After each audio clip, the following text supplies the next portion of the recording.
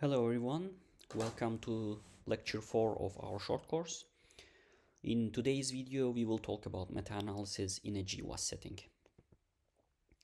We will discuss what meta-analysis is and how it is useful in the context of GWAS. Particularly I will be talking about how meta-analysis solves the challenges we are facing in GWAS. Lastly, I will briefly explain about different types of meta-analysis in a GWAS setting. So let's get started. So what is meta-analysis? I'd like to explain it with an illustration. Now imagine 8 archers are aiming the center of an archery board. They shot the board exactly at those 8 crosses that you see in the figure. Now next, somebody take out the board and project the locations where archers aimed at into a piece of paper. Like this one is projected here. And the center of the board is also projected, which is there, but erased, so we don't know where it is. And your task is to predict the center of the board that is projected on the paper. And you will do this by only knowing those 8 locations archers shot. So you only know these 8 crosses were there. Now, based on only this information, what would be the ideal guess is the following. You would assume that each archer is equally likely to miss the target, which is the center of the board, and therefore you would guess the center of the board to be the center of those 8 points, 8 crosses, which are projected in the paper. So this one is the center of all these 8 crosses. And let's call this guess meta-estimate. Now, considering that each cross, which are again shots by archers, can also be regarded as an estimation of the center of the board, which is in here, the dot. The meta-estimate is the best estimate amongst all. Now, consider another scenario where you know this time that those archers are grouped into 2, red group and blue group. So red group archers are here and blue group's archer shots are here. And each group has 4 archers, and the archers in the red group shot closer to the center than archers in the blue group, just like in the figure. And let's ask the question again, where is the center of the archery board? Now you know that the archers in the red group are better, so you can update your estimate accordingly. You can make an informed meta-estimate, which would be even closer to truth, based on the fact that you know that red crosses are closer to the truth. So you would expect that rather than taking the average of all points, the center of all points, you would try to make it slightly closer to the red estimates because they are better. And the idea, just like that, of meta-analysis is that meta-analysis is the art of harmonizing multiple results in order to arrive more accurate conclusions. So the idea is simply arriving better or more accurate conclusions based on what you know from multiple single resources. Because you combine information from multiple resources, your conclusions are likely to be superior than any other single conclusion. Another way of thinking what meta-analysis is that you can imagine every single resource or estimate like this as a wisdom or an intelligence of a single person, and meta-analysis is like a wisdom of a group. No matter how smart you are, group wisdom is more likely to make better decisions than you. So why meta-analyze in GWAS? Now let's recall the GWAS challenges we were facing. We had 3 challenges: multiple testing burden, GWAS requiring large scale data sets to be able to find associations with genotype associations with the disease, and also it requires software that is capable of handling large scale data set. If we start with the last one, meta-analysis solved this issue, or at least mitigate it, because we can run GWAS on multiple smaller cohorts, and then we can combine this in a meta-analysis, which would be more accurate and more powerful than any single GWAS, as the idea explained in the previous two slides. There are some issues of combining these results, but I will not go into the details. Basically, when you combine multiple resource of GWAS studies, you get a better estimate. So this is at least mitigating this issue of software requiring handling large-scale datasets issue. Meta-analysis also solves the second issue, which says that GWAS requires large-scale datasets to find observations, to find associations. And here on the right, we have a figure taken from Manolia Terry paper in 2010. It shows vividly that if you have single GWAS studies, you might have a signal that you found in certain location in the genome, but when you combine these into a meta-analysis, this signal becomes so evident because the meta-analysis is more powerful than any single GWAS study, and therefore, in order to find associations, applying a meta-analysis will mitigate the issue of requiring large-scale datasets to find associations in disease of interests. And similarly, the multiple testing burden issue is mitigated by meta-analysis, because by applying meta-analysis, we have more power, and therefore we have more confidence on the decisions we make, and therefore we make less mistakes in our informed hypothesis testing. Now, let's move on to the types of meta-analysis in GWAS. We have broadly speaking, two types of meta-analysis, which one is individual participant data meta-analysis and the other is summary data meta-analysis. The names of these meta-analysis actually outline what they are doing, but to give you the broad idea, imagine you have three single studies where you have the raw data, you run some kind of analysis, GWAS, and you get some results. And you do this for three different cohorts. Then you can combine this in a meta-analysis in two different settings. One is you can pool the data, the raw data, into a single raw data, and then you can run the same analysis, same GWAS, and then you get a better, more informed meta-analysis results. Secondly, you take the summary results, and then based on these summary results, you apply a meta-analysis technique, which is generating another summary result based on single observations, and that is superior than any of these single observations. Now, this is called the gold standard, the individual participant data meta-analysis, because you have access to the raw data, whereas in the summary data meta-analysis, you don't use the raw data at all. However, I'd like to define the meta-analysis as the summary data meta-analysis, because this is, in my opinion, is just pooling the data, which is also the name of the analysis. It's called pooled analysis as well.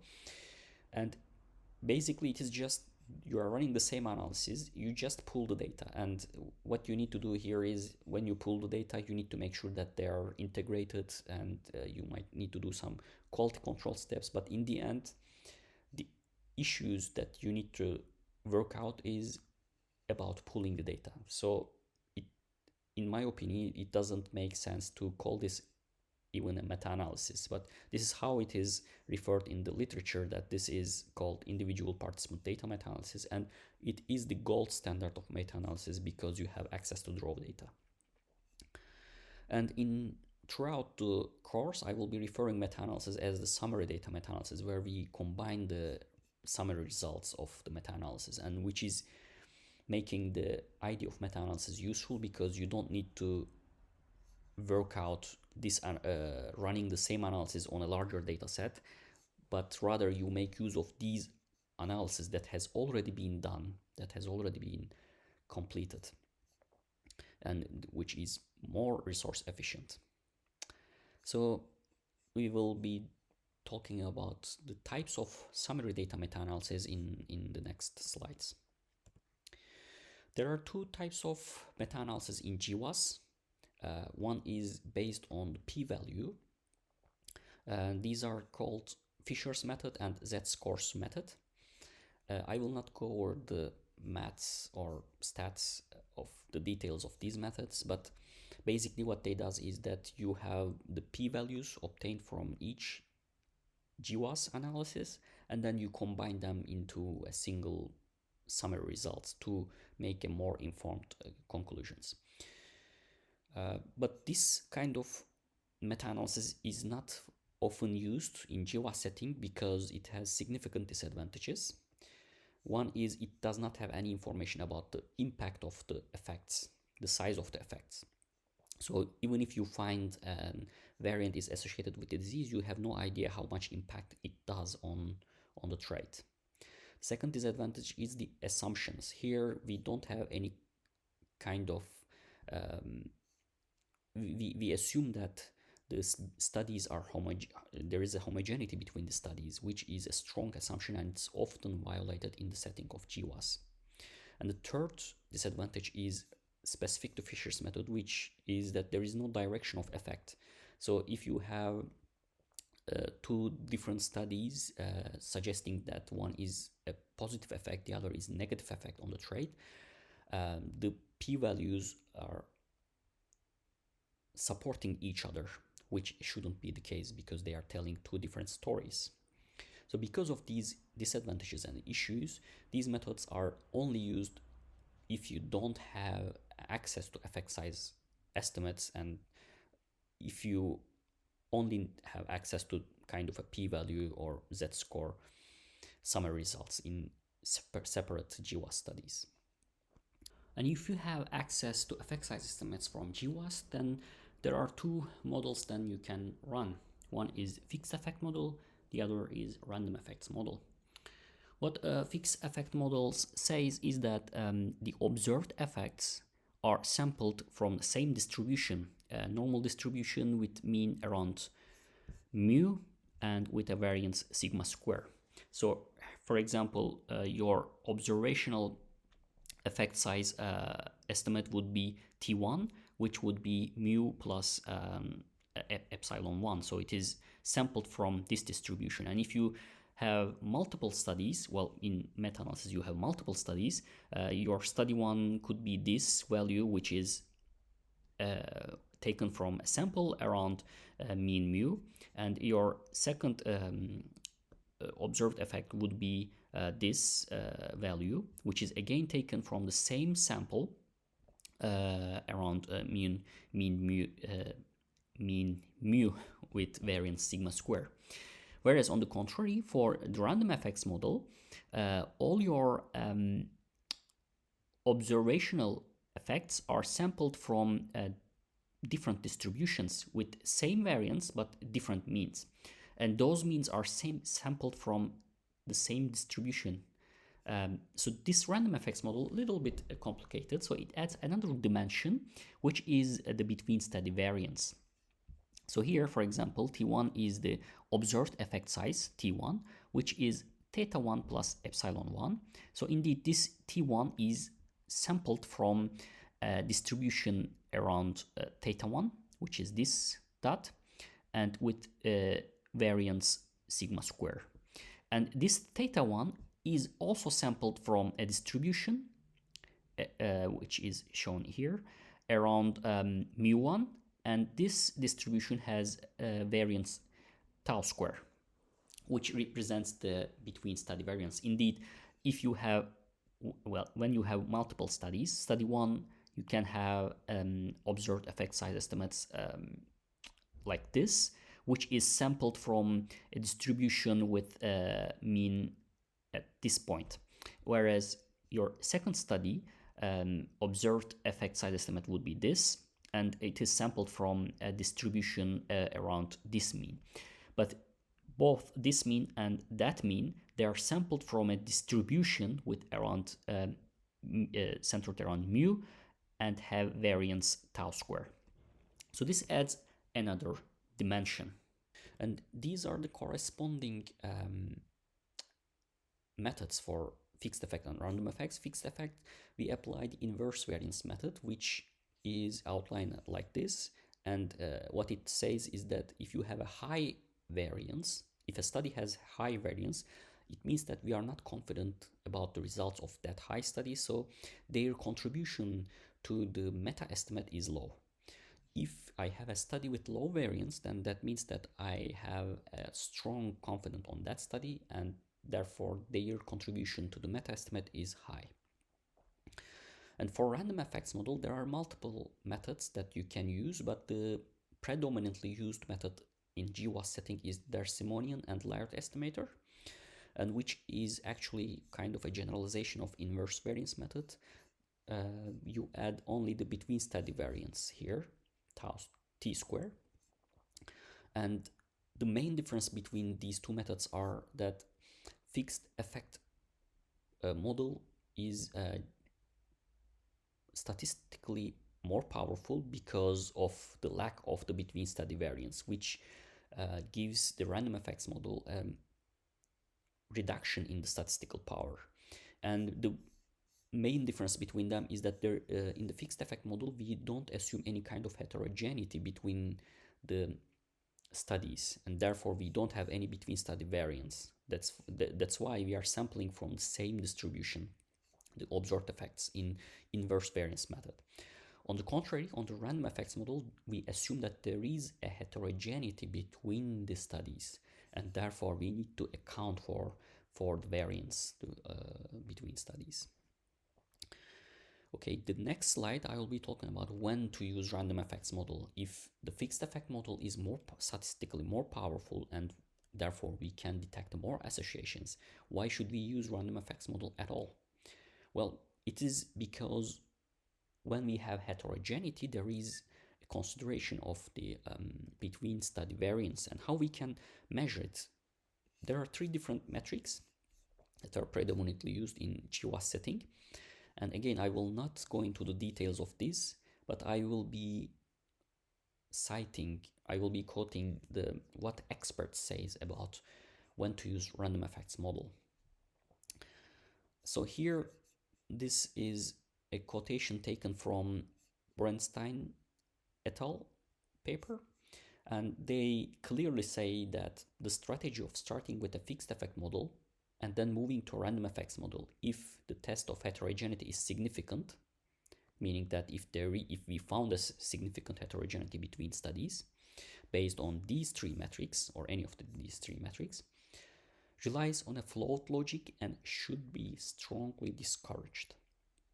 Now, Borenstein is one of the pioneers of meta-analysis, and their book in 2009 is one of the Bible-like literature in Introduction to Meta-Analysis. And they clearly say that, okay, I understand you want to use fixed effect model because it has more power, and you check the heterogeneity, you find associations and then check the heterogeneity. And if there is no heterogeneity, you just keep fixed effect model. If there is heterogeneity, you switch to random effects model to estimate the effect sizes. But this should be strongly discouraged. Now, on the other hand, there are other references here I provided and other quotations that I will be just reading. They tell the otherwise, because due to the power issues in GWAS, people prefer to use fixed effect models over random effects models. So here I will read a few of them. Fixed effects calculations avoided power deserts and maximized discovery of association signals at the expense of much higher false positive rates. Therefore, random and fixed effect models are preferable for different purposes. Fixed effects for initial screening and random effects is for generalizability applications, which is almost complete opposite of what Bernstein was saying. Another one is random effects models are not used in discovery efforts, owing to far more limited power than fixed effect models. However, random effects models are more appropriate than fixed effect models when the aim is to consider the generalizability of the observed association and estimate the average effect size of the associated variant and its uncertainty across different populations, for example, for predictive purposes.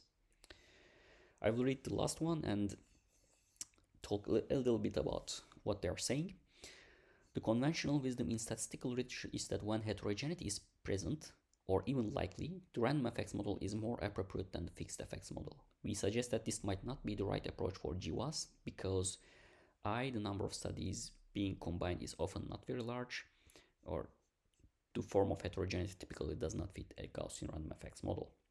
So what basically suggests is that the random effects model are not used in discovery efforts because of the power issues. So they use the fixed effect model power issues and then look for the heterogeneity. If they found heterogeneity, they use the random effects model for generalizability or for predictive or for estimating the effect sizes. So which is exactly what Borenstein was strongly discouraging. And here is the last word from another paper. A popular way out this dilemma is to start with a fixed effect meta-analysis, but to report random effects meta-analysis when heterogeneity is found in a top hit. So basically outlining what they were telling. And here in the literature, this is the most common approach. An example is a GWAS study on height, which is 5.4 million individuals combining 5 different ancestry. And what they did was basically meta-analysis of meta-analysis. And what they applied was inverse variance method applied within each ancestry group, and then they combined these results with inverse variant method as well. So they applied basically fixed effect meta-analysis.